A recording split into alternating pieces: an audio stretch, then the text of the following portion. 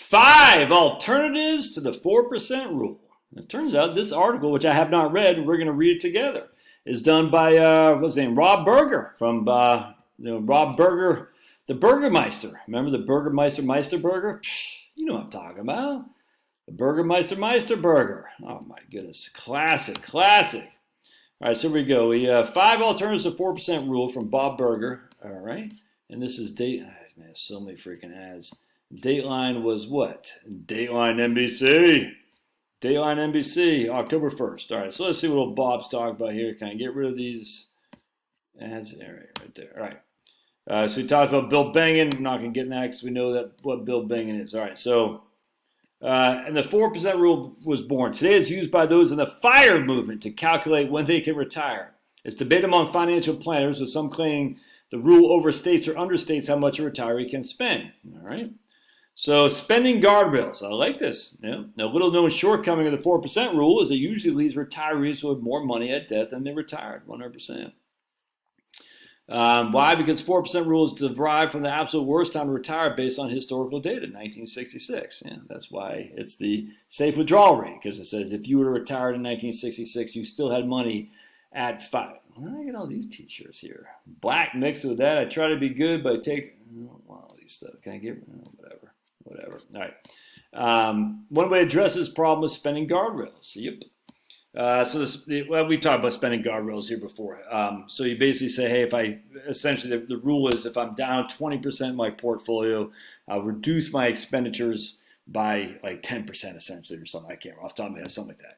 If I'm within 0 to 20% on the negative, I can keep my spending the way it was. If I'm down 20% or more, I reduce my expenditures by 10%.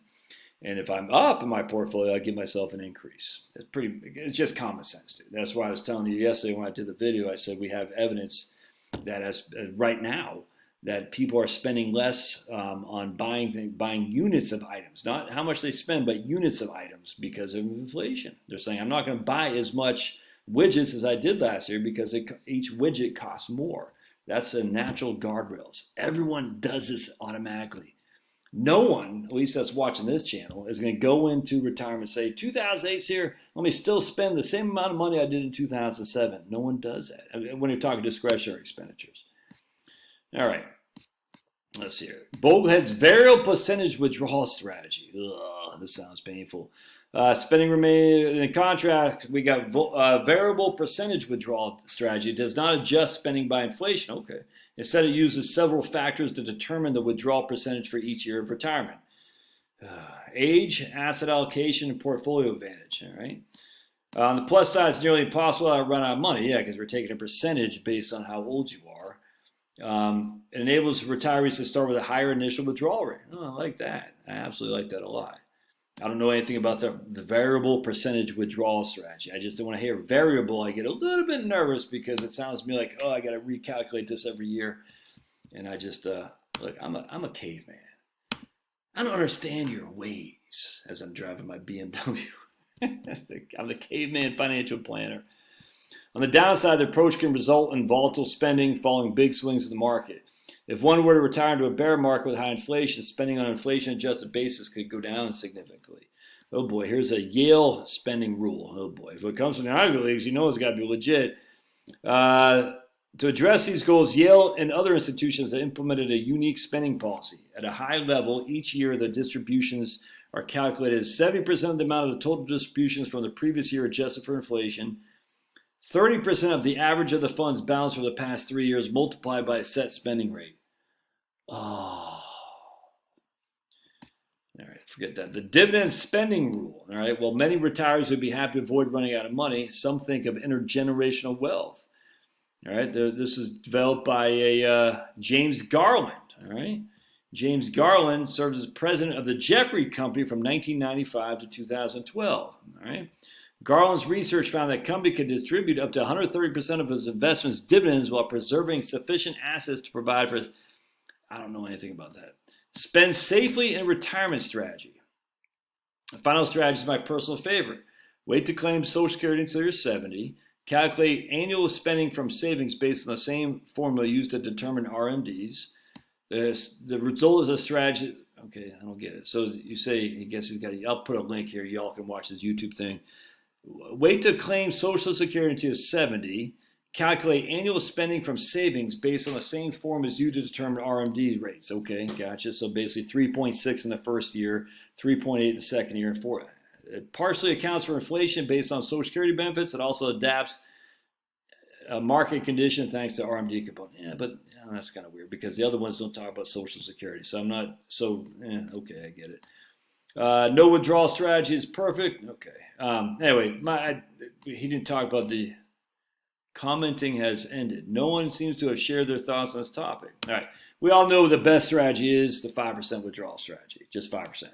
So I got $1 million in my portfolio. I'm taking $50,000 this year. You know what I'm saying? That's it. Done, done, done. I was just talking to these people just a few minutes ago who are right now living in Mexico, who are crushing down there. And by the way, she had to get a pretty major surgery. Cost her. She didn't have any insurance. She was waiting to get insurance. Cost her all $6,000 for a major medical. And she's freaking happy as a clam. I'm just saying, dude. It's weird. Everyone complains about Mexican immigrants coming here. Mexico's complaining about all the gringos going down there. I don't know if they're complaining, but she got first-rate surgery, $6,000 out of pocket. She's in Mexico. I love Mexico. I love Mexicans. I just freaking Mexico crushes. I love it. Now, does that mean I want all the Mexicans in the United States? No. I like the United States. But, man, I love having Mexico as our southern border. They kick ass, take names, man. Freaking beautiful ladies, wonderful food, great climate. Are there some crazy people in Mexico? Yeah. Welcome to tell me any place there's not crazy people. Anyway, so I was telling them, I was saying, look, man, because they have their crap. And a managed portfolio costs $1,000 a month. I'm like, ugh. All these accounts, I'm like, oh. Let's look here. So you got 70% in FBALX. So we're going to do is $1 million for simplicity. You got 300,000 in the Fidelity SPAXX, just for simplicity. All right, so we take 5% a year. We need $50,000 from the portfolio each and every year. We're going to assume you have $50,000 in cash this first year. Oh, yeah. Woo, Nelly, I'm Stone Pablo. How many brain cells did I just lose? Woo, man, that is actually, that is tough. Hey, man, rock and roll, man. All right, so now we say, okay, so the next year, we started year one with 700 to 300 because we have enough money in cash to cover us for year one, be 2024. 2025, FBALX either goes up. If it goes up, we pull the money from there. FBALX. If it goes down, we pull the money from here. It's literally just that simple. All right. And you spend $50,000 a year, you spend it again. If you need to give yourself an inflation adjustment, do so. You probably won't. Why? Because as you age, you start to spend less, for sure. But if you do, that's okay. Just remember that at some point, if we have a 2008, which after inflation was the worst market we've ever had, you might have to tighten your belt. But you have to tighten your belt in all these other plans too. No big deal. Anyway, so you say, if you take 70,000 in FBALX, and you take 30,000 in money markets, or 30% in money markets. So we go, here's how we figure this out. We got 700,000, excuse me. So that's basically 0.7 is how much we have in stocks in FBALX, all right? And we got 70% of our portfolio in FBALX. So FBALX constitutes 70% of our entire portfolio, of which 70% of FBLX, which concentrates, whatever, is 70% of our portfolio, 70% of 70% equals 0.49%. All right? We got 30% in money market account. So we got 0.49, roughly 50% in stocks, 30% in money markets, and 20% in bonds. Now you could do 80, 20, something like that, but that's a freaking, that didn't ring real. That's 20%. You can't really see it. That's such a great portfolio, man. Oh, 5%. I mean, just look, dude. Come on. You're going to tell me you're going to run out of money. Where's the evidence? There ain't any. All right. Love your thoughts. Don't forget to subscribe to my doobie-doo email list down below. And if my retirement planning course, you still can buy it. It's been 4 years old, but still people are buying it and people are happy. Don't give very many refunds. I think I've given 5 over the course of the 4 years. So that's in doobie-doo below too. Love your thoughts. We'll see you